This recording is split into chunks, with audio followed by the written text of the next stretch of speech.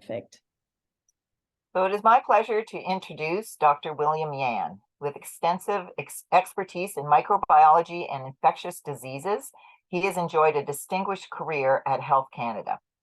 William has held pivotal roles, including head of the Office of Biotechnology, chief of the Evaluation Division in the Bureau of Microbial Hazards, director of the Health Effects Division at the Pest Management Regulatory Agency, and spearheaded key initiatives, including nutrition labeling revisions and the regulation of supplemental foods.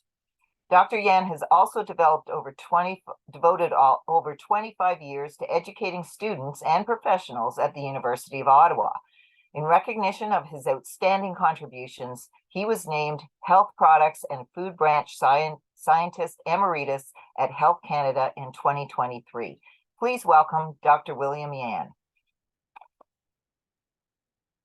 Thank you very much, Tracy. A pleasure to be here, and thank you to FPSC for inviting me to give the presentation today. Just want to make sure, are you hearing me okay? Everything is working well? Everything appears to be going perfectly, William. Perfect. So it's my pleasure today to give you a short presentation on how foods are regulated in Canada.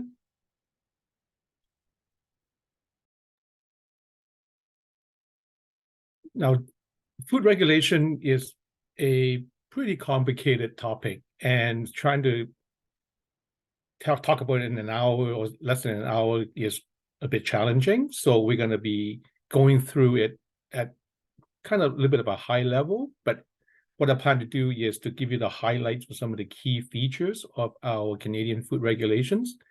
And using two examples, actually, these are the two newest regulations that were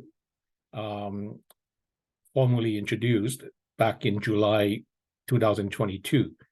And they are very interesting regulations, and they are really useful to illustrate some of the key features that I'll be talking about.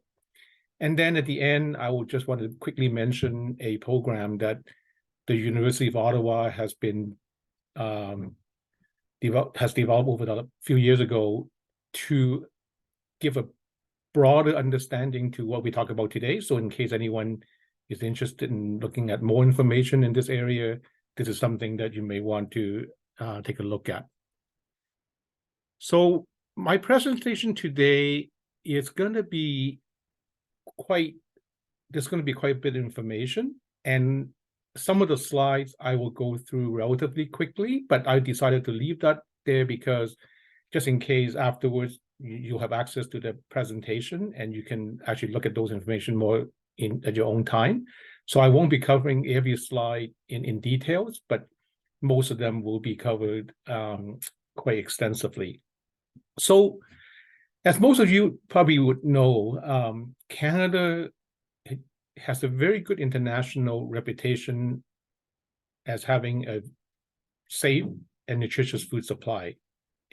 Canadian regulations are looked upon as being one of the leading countries worldwide.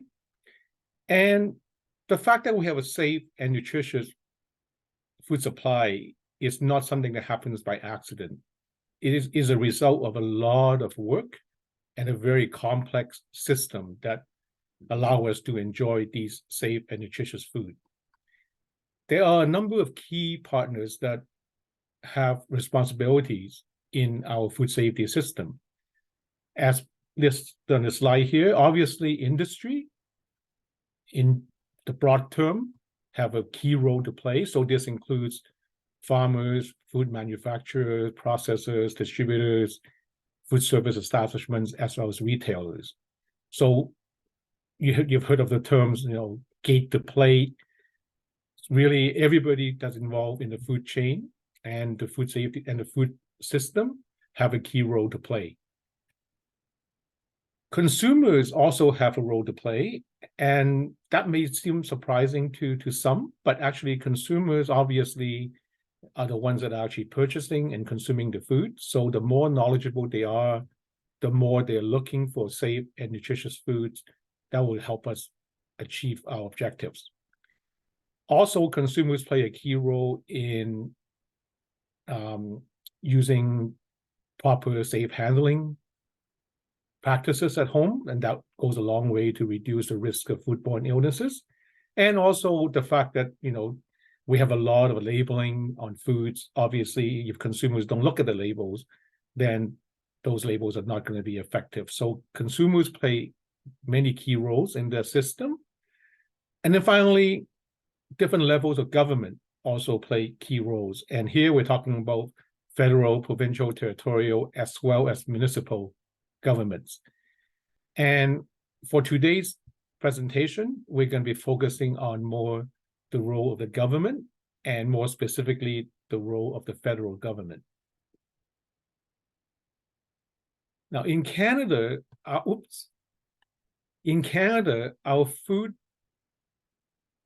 constitution allows all levels of government to be involved with developing and enacting food safety and quality legislations. And that's a key, because quite often the federal government either do not have the mandate or do not have the resources to develop or enforce certain regulations. So provincial and municipal governments do have roles to play. And working together, we develop many, many different policies, standards, and laws. And also we spend a lot of resources enforcing these standards and regulations in order to maintain the safety and the nutritional quality of the food supply. But regulations and laws is not the only thing that we use as tools. Quite often, we also rely on education materials, guidance documents, and information in general, both for the food industry as well as for consumers, so that information can be shared that would help them achieve the objective of getting safe and nutritious foods. And then finally, obviously, we need to look at how these programs and regulations are delivered in the most effective and also cost-efficient way. So here we're talking about some of the key federal food safety legislations that Canada has to maintain the safety of our food supply.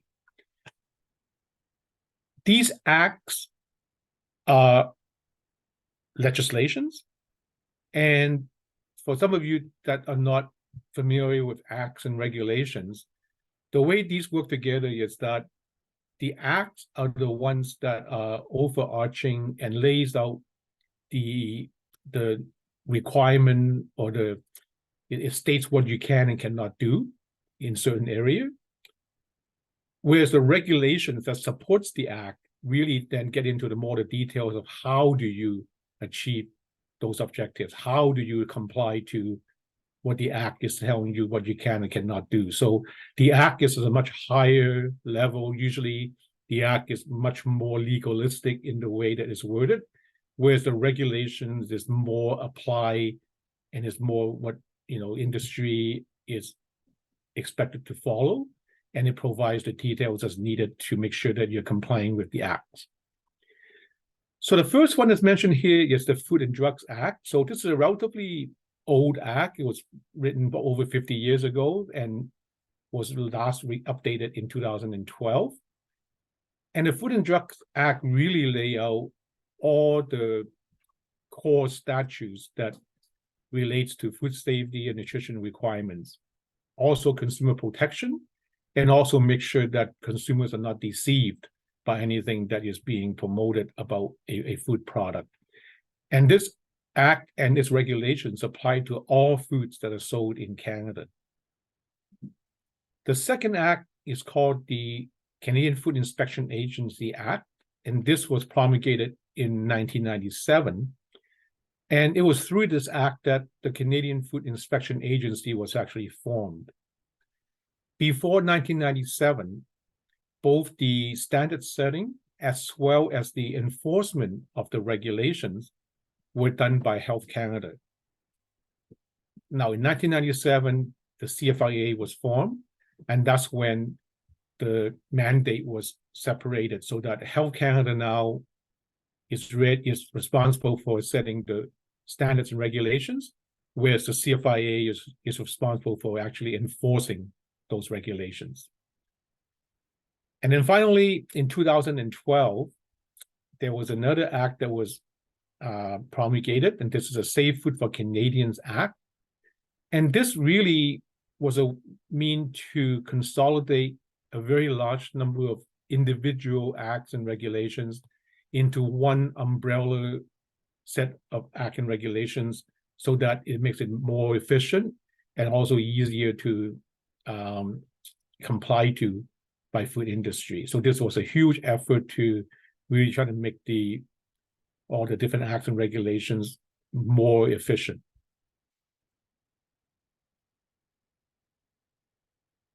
When we are talking about food regulations in general, it is very, very complicated. If you're not a lawyer, it's quite difficult to follow how these documents work together and how they should be used. So in a simple way to look at this, under the Food and Drugs Act, which mainly states that it is a responsibility for food manufacturers to ensure that food and food ingredients are produced are safe.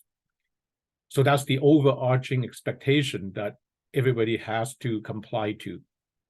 Now, obviously, to do that, we need to have a lot of individual regulations that will help us achieve that objective. And in the regulations, there are a number of divisions that apply specifically to food. And when you look at these food regulations, you can kind of categorize them into three categories. The first one is what we would consider to be prohibitive regulations. So what this means is that there are specific regulations that states you cannot have certain material or contaminants or substances in the food. There will be specific levels set where a food has to be below that certain limit. Otherwise, it will be considered to be non-compliant. It can also set out other levels as well, not just for toxins, but also for other materials. But basically, these are very, very specific restrictions that you must follow if you want to produce a safe food in Canada. So these are prohibitive. You cannot sell a food if it exceeds the certain level that is set.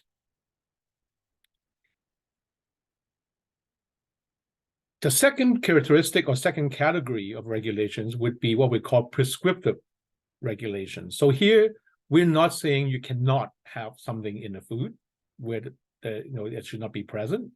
But here it's more, if you want to put something in the food or you want to sell a food and call it a certain name, you must have a certain amount of an ingredient in that food.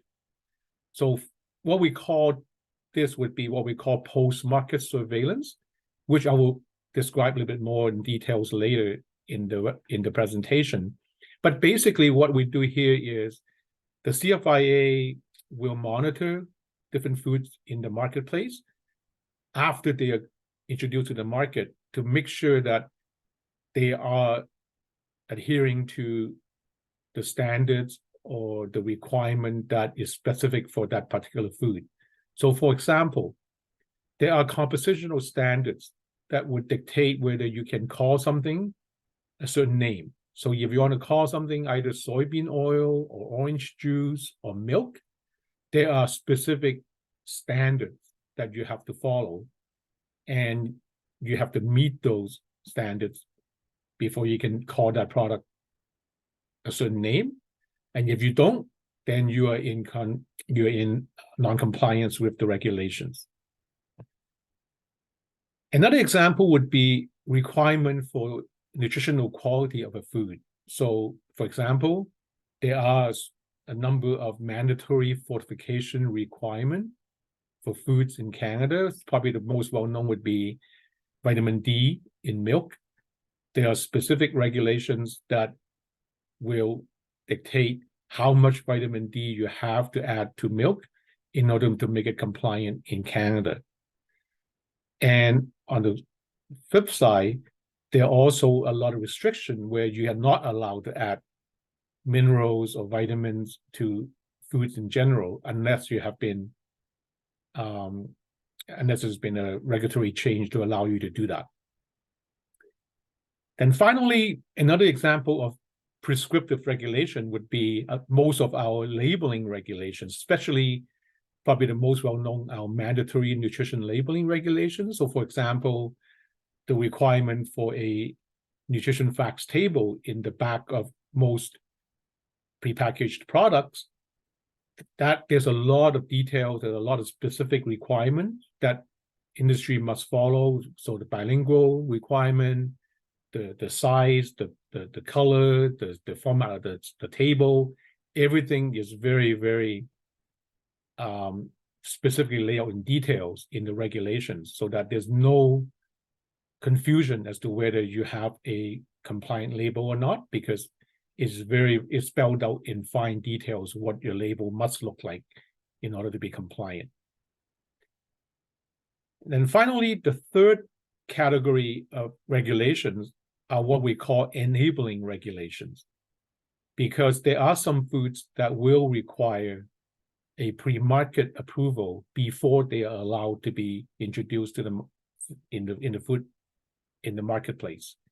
So these would include examples such as novel foods, including GM foods, food additives, infant formula, and then most recently what we call supplemented foods, which I'll be talking about in details in a couple of minutes.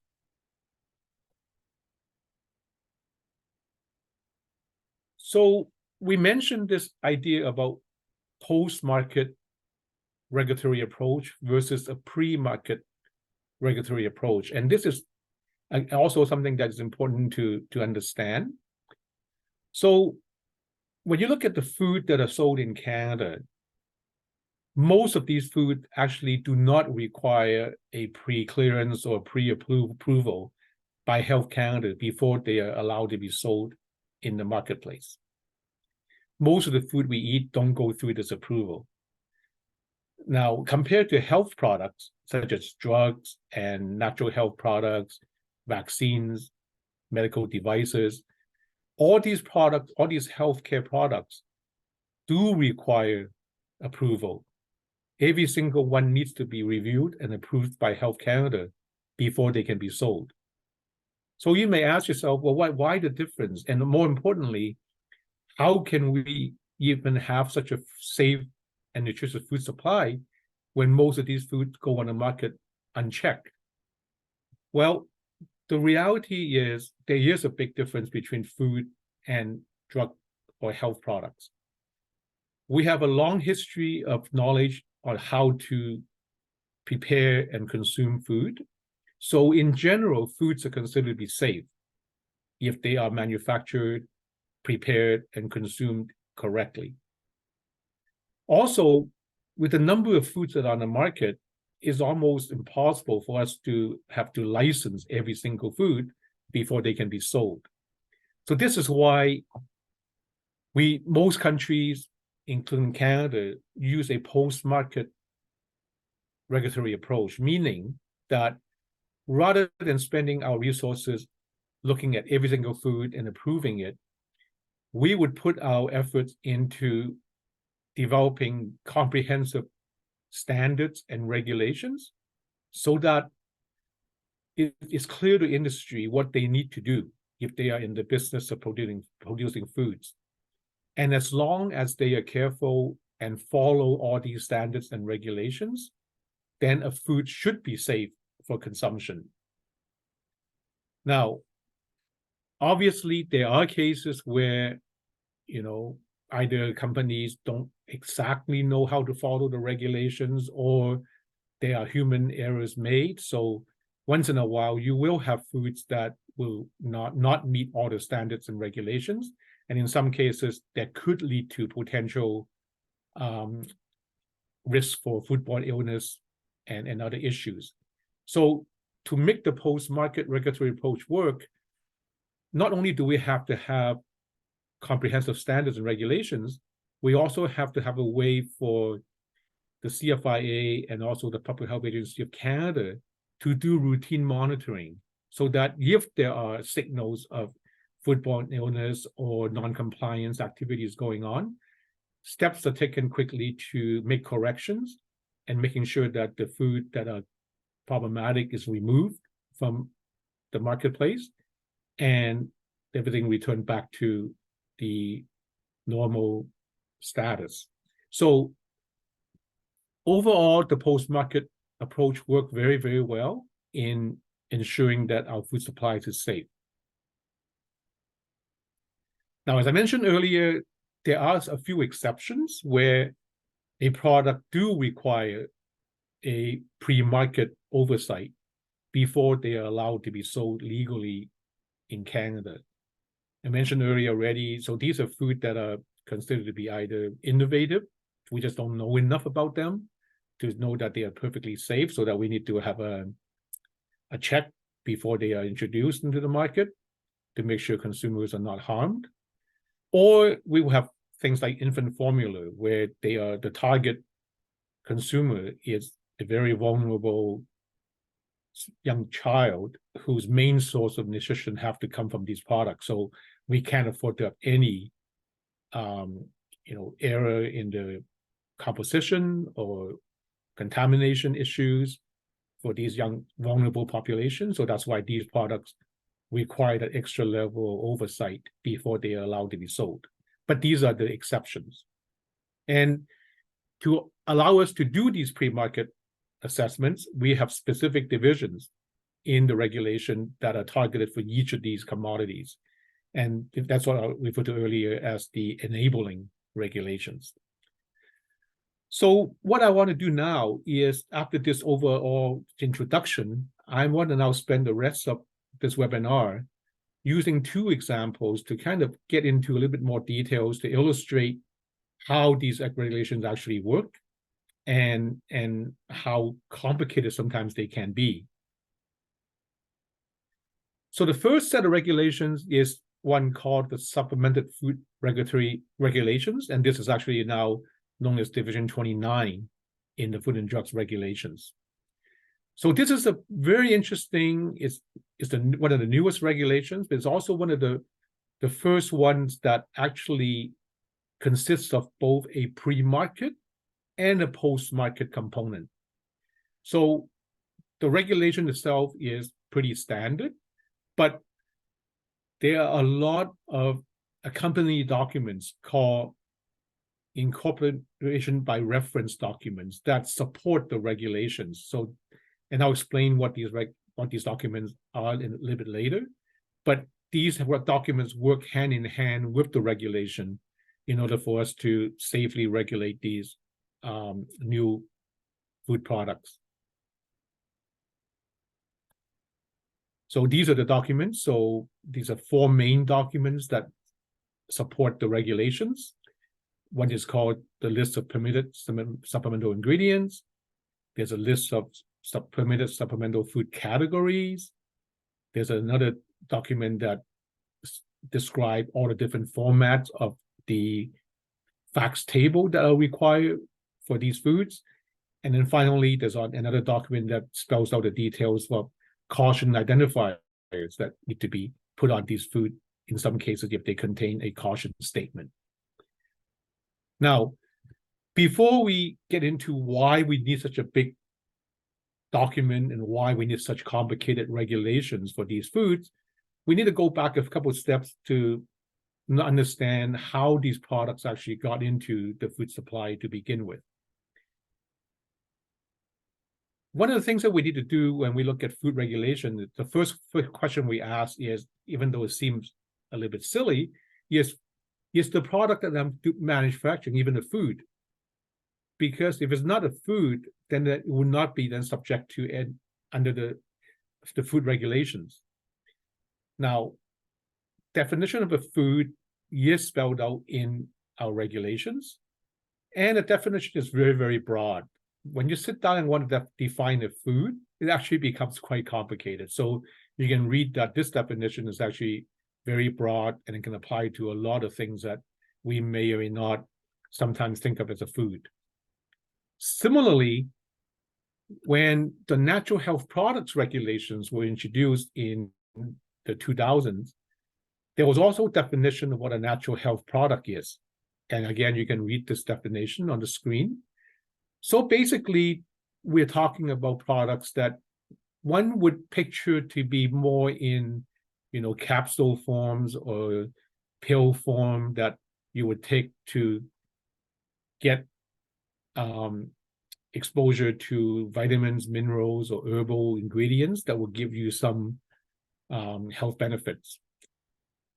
However, the key here is that the definition does not explicitly rule out food being also considered to be a natural health product, because the food can also be a vehicle that actually provide those same minerals, vitamins, or herbal ingredients. So this is where things got a little bit confusing and a little bit gray, because as I mentioned earlier, back in around 2000 and before, there were very, very strict prohibitions for the additions of vitamins and minerals or herbal ingredients to a food. And more importantly, it was very strict that health claims are not allowed to be put on a food. It can only be put on a health product. So many, many manufacturers who want to produce these food products were not able to do that under the regulation at the time because these ingredients were not allowed. However, when the NHP regulations came into force, they realized that they no longer have to call these product foods. They can actually call them natural health products. And in fact, a lot of them got permissions to market these products as natural health products. And these would include a lot of things that you see today, such as vitamin water, energy drinks, some of the power bars, all those products that we would think of as a food, back then they were allowed to go on the market as natural health products. So this created what we call a food natural health product interface. And it led to a lot of consumer confusion. It led to a lot of regulatory confusion as to whether a product should be under the food regulations or the natural health products regulations. So in around 2010, Health Canada decided to relook at these products, and all the products that have received NHP approval, but really should be a food, were brought back under the food framework. And we use very specific criteria to allow us to classify a product to be either food or natural health products.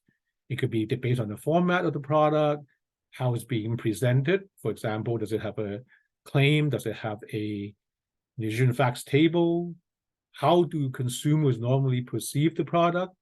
And then in some cases, although what is the composition of the product could also determine whether it could be a food or a natural health product.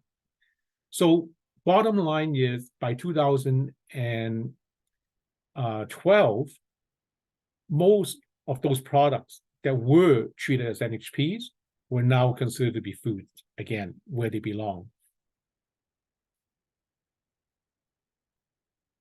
So we had to then give a name to these foods, because these foods are quite different than all the food that we have been exposed to up to that time, because they are unique in that they have vitamins and minerals added to them, amino acids sometimes, and also herbal ingredients.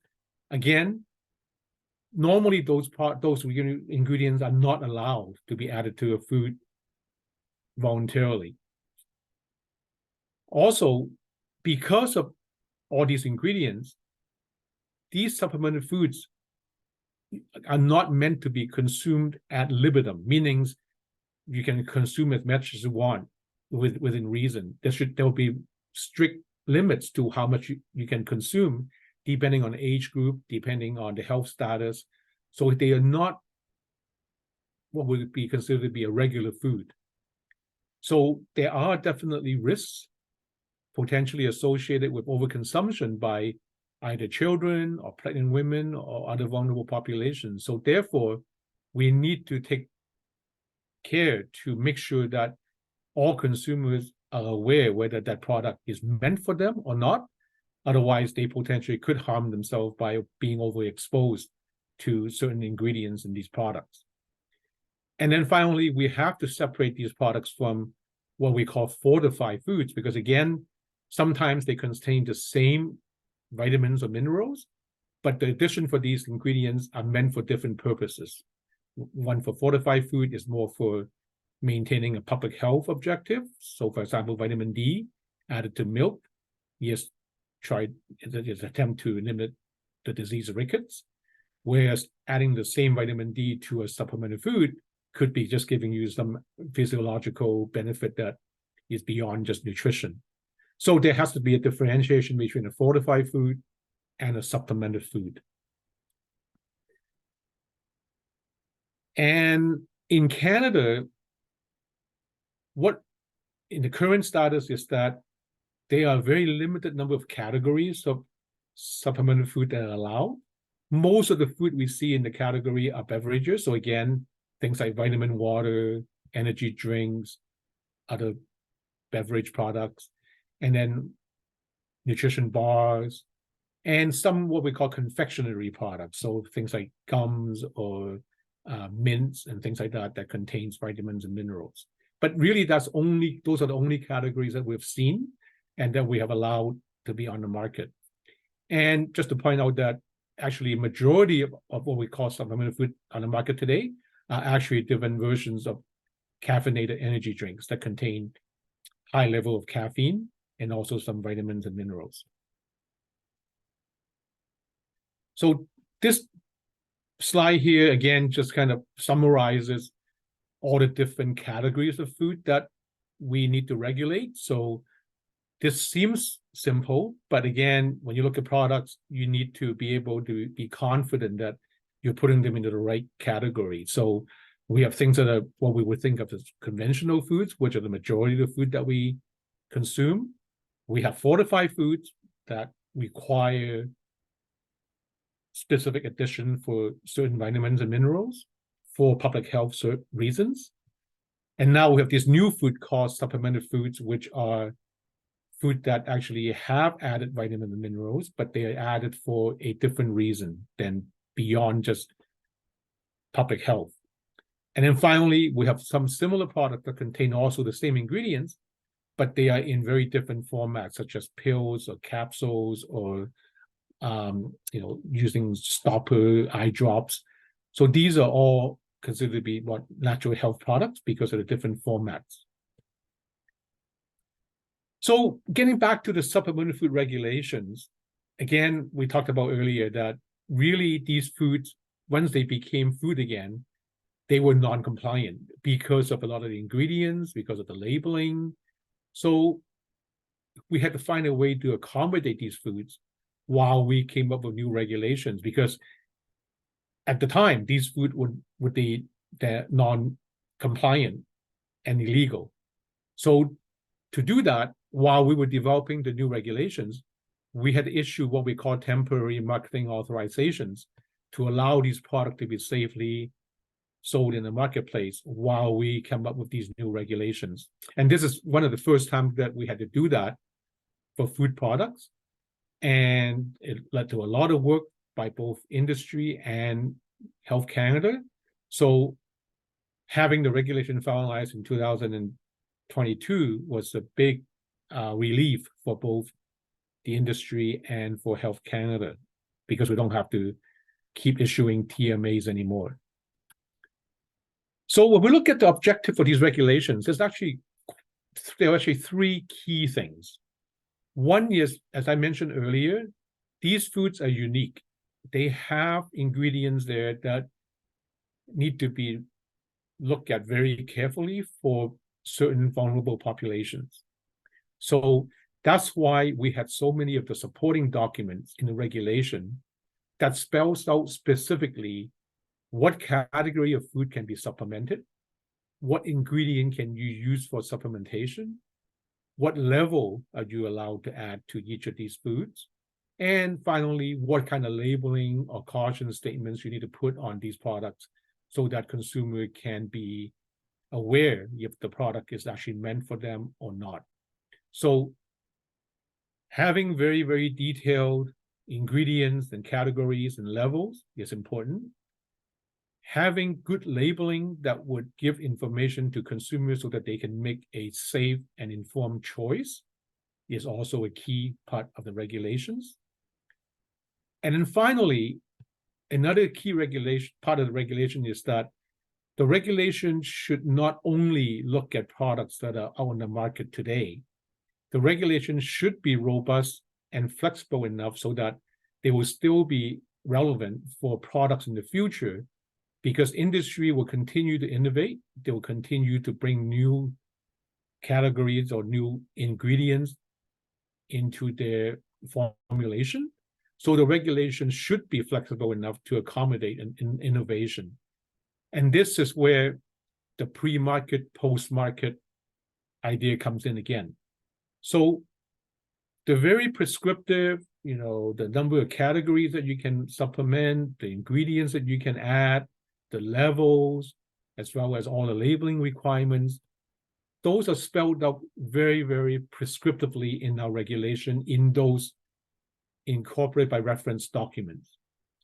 What that means is that if a company is designing a new product, but they are using a category that is already allowed in the regulations, and they're adding a mixture of ingredients that are already permitted, and the levels they're adding is below the maximum level that's allowed, then the new product is perfectly fine to go onto the market without having to be reviewed by Health Canada, because the product is meeting all the requirements that are spelled out under the regulations. So these products are expected to be manufactured the same way as any other food product, observing the same standards and the same regulations.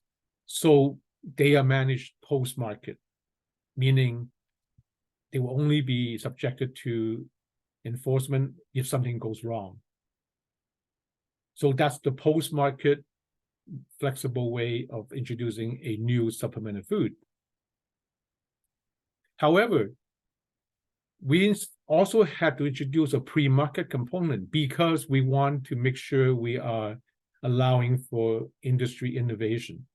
So what that means is, if a company decides to launch a new product, but in this case, if they want to choose a new category that is not currently allowed, so beyond just beverages, bars, or confectioneries, then they will have to ask for a review and approval before they can do it. Another scenario could be that they may be introducing a new ingredient. It could be a new herbal ingredient that's not in the list of our regulation. Then they will have to provide safety data to demonstrate that this new herbal ingredient at the level that they want to add is in fact safe. And then finally, if they want to introduce an ingredient that is allowed, but they want to add at a level beyond what we consider to be maximum level allowed, again, they would have to submit new information to demonstrate that at this higher level, the product is still safe for the population. So what this means is the pre-market part of the regulation opens the door for innovation, but it does require time for the company to provide the data and also for Health Canada to review that data to make sure that this new supplemented food product is in fact safe for the population that it is intended for, and it would require the proper labeling. So this is the first time that we have used a mixture of post-market and pre-market approach in regulating a category of foods. Now, I'll just very quickly go over some of the requirements for supplemented foods. Some of you may be aware of this already. Again, this all goes back to the unique nature of these products, why consumers need to have the information to know whether the product is safe for them. So there's a lot of labeling requirement. For example, there's a requirement for this table called the supplemented food facts table, which you all notice look very similar to the nutrition facts table that is found in all prepackaged foods. But the difference is that we now have added supplemental ingredients in the table, in addition to the core nutrients that you would normally see. So again, very prescriptive. A label has to look like this. It has to be the way the information is provided, the size, the contrast, the black and white, everything is spelled out very prescriptively in the regulations. Also, as I mentioned earlier, for a lot of these products, there has to be caution statements that would tell a consumer that the product may not be appropriate for them. And a good example of this would be an energy drink product, because of the high caffeine content, is not meant for individuals that are under 14 years old, not for pregnant, breastfeeding women. So all kinds of more caution statements may be needed for a certain food. And again, there are very, very specific regulations that spells out how these cautions need to be displayed, where they are displayed, so that consumers will be able to see it and make an informed choice. And then finally, because of the potential risks of these ingredients, we can't always rely on the consumer seeing the caution statement that are back in the back of the product.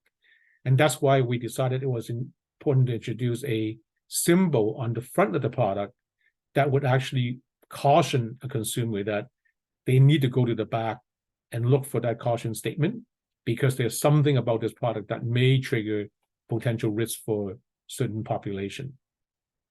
So all these then would make what a compliant supplement food table or label looks like. It'll be something like this, where it has information on the back of the product, as well as on the front of the label of the product. And then finally, we also have some restriction on what you can say about one of these products, especially if they actually carry a caution statement. Then there are limitations to what positive claims you can put on the product to minimize potential confusion to the consumer. That on the one hand, they need to limit the consumption, but on the other hand, they should be taking more because they got all these health benefits. So we need to manage that contradictory information.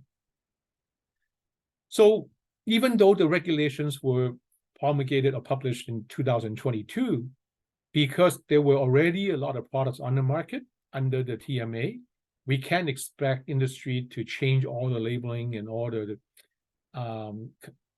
compliance right overnight. So there is a transition period that's been given so that any products that either had that has a TMA that were on the market before 2022, they have until December 2025 to change the labeling and making sure everything is compliant. Whereas any new products that are introduced to the market since July 2022 is expected to have the new labeling already in place. And that's why you're already seeing in the marketplace some products, like some energy drinks actually have the new labeling and other ones don't. And that's because of this transition period for existing products. So very quickly, I just want to go through a second new regulation that I think a lot of you are probably aware of, because this applies to not just supplemental food, but much more broadly to prepackaged foods. And this is called the front of package labeling regulations. So this slide just shows you really how long it took us to actually come up with these regulations and the amount of consultations that were done with stakeholders. It started in 2016, and the final regulations were published in July 2022. Really, the basis here is these regulations, the symbols that we are talking about, really complement the nutrition facts table that are found in the back of all prepackaged food products. And the reason for this is we know that consumers don't always have time to turn to the back and look at all that detailed information that are provided in a nutrition facts table. So the front of pack symbol would allow them to have a very quick look and be able to identify a food that is high in either sodium, sugars, and or saturated fat. And also, it could lead to consumers to reformulate a product to lower one of these nutrients if their product happened to be sitting at the threshold that would trigger the requirement for the symbol. So the symbol design, this is a very prescriptive regulation. it actually specifies what a symbol has to look like. It spells out what level of the nutrient would trigger the requirement for the symbol. And then it goes into a lot of details outlining where and how big the symbol has to be on the front of a package. Now, also, it's important to note that not all foods that are high in these nutrients have to carry a symbol. There's some very detailed explanation of why some foods are actually exempted, either because of other health benefits that we don't want consumers not to consume the product, even though it may be high in those nutrients, or in some cases, some products do not require NFT, and if they don't, then they also would not require the symbol.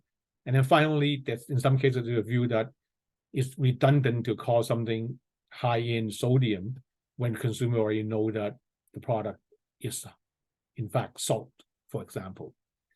So the front of pack labeling regulation, again, we can have a whole seminar on this, but the bottom line here is this is another new regulation, and it is a really good example of a prescriptive regulation that spells out exactly what you need to do to be compliant when labeling a food if they are high in either sodium, sugar, or saturated fat. Now, that was a very, very quick run through of the overarching characteristics of Canadian food regulations, and then also a very quick description of the two newest regulations that we have put in place to ensure the safety and nutritional quality of the food supply. And each one of these regulations have specific characteristics that are very common to other regulations that you will be using. So if this is of any interest to you, I know we went through that very quickly. If you want more information, if there's an interest to learn more about how regulations are actually made, as I mentioned earlier, there is a program that was launched about 5 years ago at the University of Ottawa called the Food Policy and Regulatory Affairs Certificate Program that really gets into how Canadian regulations in the food system is how it's developed using a risk-based approach, how we actually conduct consultation processes, how do we take risk into account, how do we communicate risk. And one of the neat things is that students that take the program, they at the end of taking all the courses, they have a chance to do a work placement either in the government or in the private sector so that they can actually apply what they learned in a real life setting. And over the years, we have seen a real mixture of applicants into the program. We have fresh graduates from the university who just finished school, but more and more now we also have a lot of students coming in from the food industry who have already worked for many years in the food industry, but maybe not in the regulatory area, and they want to expand their knowledge and learn about how regulations are done so that they can potentially transfer over to the regulatory affairs part of the company. So there's a whole mix of different students who are taking advantage of this program to learn more about food regulations in Canada. So I will stop talking here, and I'll be more than happy to answer any questions that you may have. And here's just some contact information for myself, and also this is the link for the Regulatory Affairs program at U of Ottawa. Thank you. Thanks, William. So there is still time to ask your questions in case you do have any for William today. I'm going to go ahead and get started. The first question I have is, how does CFIA access the maximum residue limits in fruits? Do they sample at the post-harvest stage or at the market level? Oh, that's a very specific question. That's something that really the CFIA should be addressing. I can definitely, contact somebody and find out the information. CFIA do testing. They do random sampling of different products in the marketplace, but obviously they don't have the capacity to test every single food. So they will take representative sample. So usually MRLs are, for a produce would be, you're probably referring to pesticide residues and things like that. It would be definitely, depending on the commodity, if you're fruit and vegetable, because a lot of these products could be consumed raw, uncooked, there would be sampling definitely at the final stage of the actual fruit and vegetable, but that will probably be on-farm testing as well.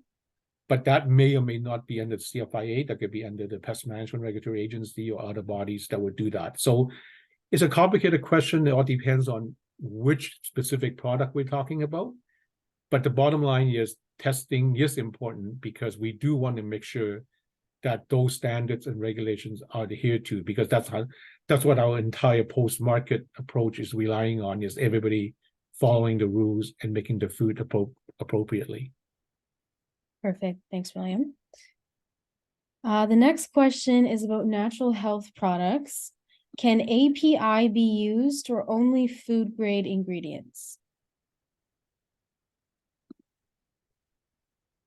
Natural health products is under a whole separate set of regulations.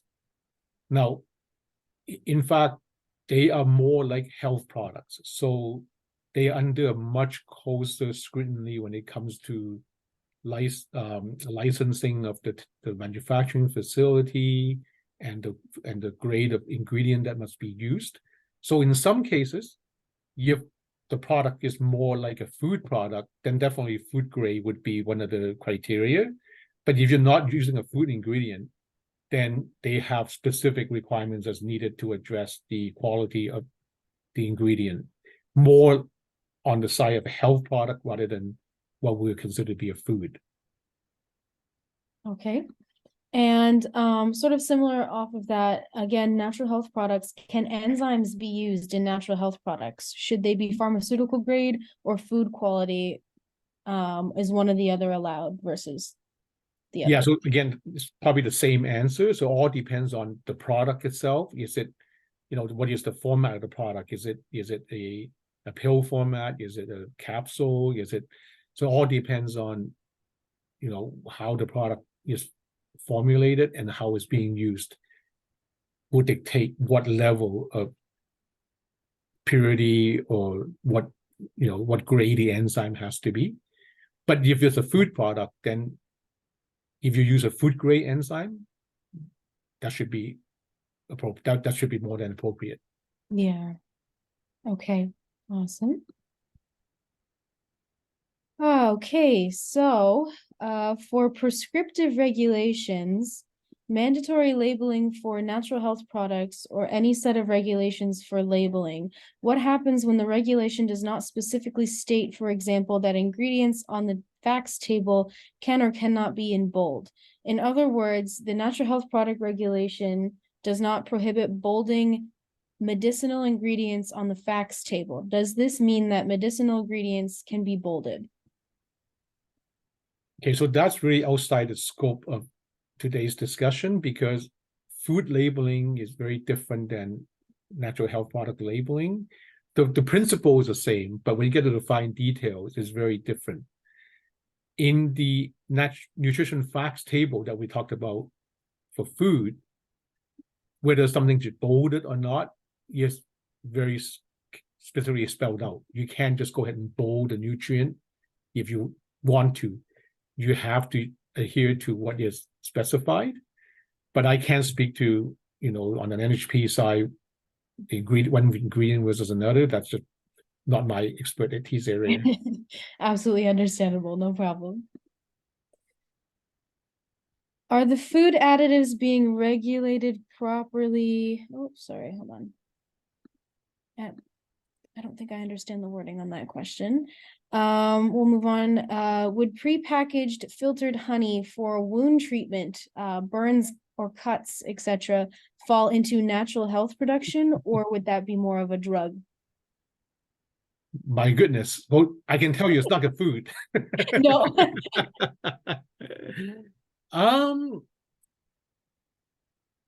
That again would be, it could be a natural health product, but the treatment part may make it a little bit push it towards more a actual therapeutic product. Yeah. So even though the ingredient is honey, it all depends on what the intended purpose is. So again, that's a question that probably need to be answered by experts in either the Natural Health Product Directorate or the health products side of the branch, and that really highlights that the challenge of product classification is not unique just to between natural health products and food. We have the same challenges between natural health products and actually drugs or cosmetics or other consumer products. There's always gray areas, no matter how hard we try to define products. There are always going to be new products that will challenge those definitions and have these gray areas that make us really think about how should we classify a certain product. Absolutely. Okay, we're going to move on from natural health products. And maybe just want to add one thing to there for the audience to think about.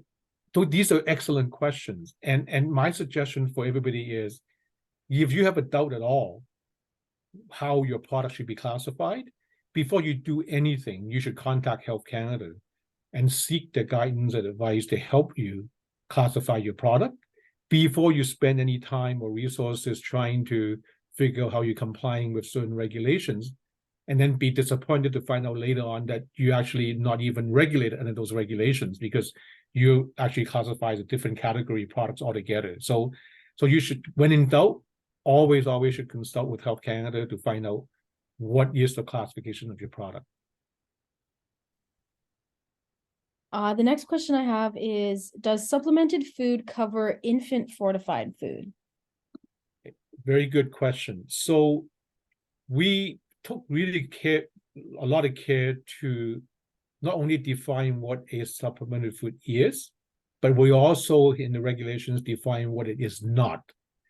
And there are certain products that are excluded from being able to be supplemented, and infant food is one of them. So I think it's pretty obvious. We always said that, for a lot of products out there right now, we have to put caution statement to make sure that children or infants are not consuming the product. So we just don't see how, infant food would be an appropriate vehicle for this kind of voluntary supplementation. So things like infant food, fortified foods, food that are targeted for special dietary users, all those foods are excluded and scoped out of the definition of a supplemented food. The next question is, what initiative has the government taken to educate the consumer on supplemented foods? That's a great question. Now, just as a background, I was very heavily involved with the development of both of these regulations that we talk about today. And by coincidence, or maybe not, I retired in July 2022 from Health Canada after these two regulations were finalized. So I'm no longer working at Health Canada, but I do know that the team there has launched a education campaign about supplemented food, and then more specifically, focusing on how consumers should be using the information that is on the label, and especially if they see that identifier, the caution identifier, what does that mean, right? Because it's not natural that they know that they're supposed to go to the back and look at the caution statement. So there needs to be education done so that if they see the symbol right away, the first thing they should think of is that they should pick up the product, go to the back, and see if the caution applies to them or the family member that they're purchasing the food for. So yes, Health Canada has already launched an education campaign, and my belief is that they are actually working with industry stakeholders to collaborate and work on these education campaigns together. Perfect.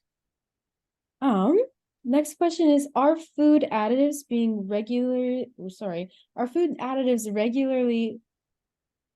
oh my goodness, I can't speak right now.